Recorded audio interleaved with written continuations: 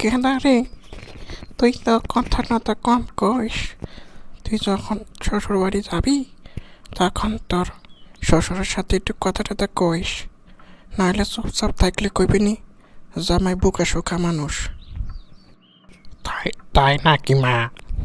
আমি কি সত্যিই বোকা? ঠিক আছে, কথা কমনি। কি কথা কমনি মা? আরে বাবা রে, তুই গপ্প সপ্প করবি, চুপচাপ থাকবি না। যায়া তুই শ্বশুরের সাথে একটু গপ্প সপ্প করবি। ঠিক আছে মা, ঠিক আছে, গপ্প করমনি, ঠিক আছে। আসসালামু আলাইকুম আব্বা। ওয়ালাইকুম আসসালাম।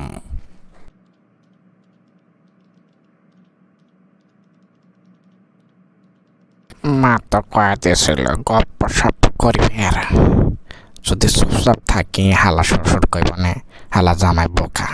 তো একটু গপ্প সপ্প করি। তোমায় কি ভাবতাছ? মনে মনে কিছু ভাবতাছ নাকি? না আব্বা, চুপচাপ থাকলে আবার বোকা মনে করতে পারে না, আসলে আমি তো বোকা না, সেই কারণে একটু পেঁচাল বেরবার চাইতেছি। কপাল আমার, তুমি তো বাবু বোকা না তো কি, তুমি তো ভালো। গপ্প সপ্প কি আছে? গপ্প সপ্প কি গপ্প সপ্প করবে? আমি তোমার শ্বশুর, তুমি করো গপ্প সপ্প করো। আচ্ছা আপা, আপনার যে বাড়ির পাশ দিয়ে যে একটা নদী গেছে, এই নদীর যে মাটি, এই মাটি কি আছে আপা, খেয়েছে?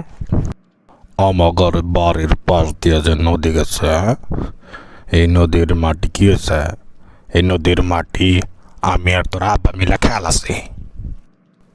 ও, খেলাইছেন? না না, খেলাইছেন, ভালো ভালো ভালো। আচ্ছা আব্বা, আপনি বিয়ে করছেন? আরে হালার পাহালা, আমি যদি বিয়ে না করতাম তাহলে তোর সাথে মায়া বিয়া দিলাম কেমনে? হ্যাঁ, ও আব্বা আব্বা, ঠিকই তো কইছেন, আপনি তো বিয়ে করছেনই, নইলে আমি কেমনে আপনার মেয়ে বিয়ে করলাম, ঠিকই কইছেন। হালার বহালা, তোরাতে আমার মায়া বিয়া দিয়াই বলেছে। বারা হালার পোবালা, বারা আমার বাড়িতে বারা হালা, আর জানি কোনোদিন তোকে বাড়িতে না দেই। বারা হালা বারা।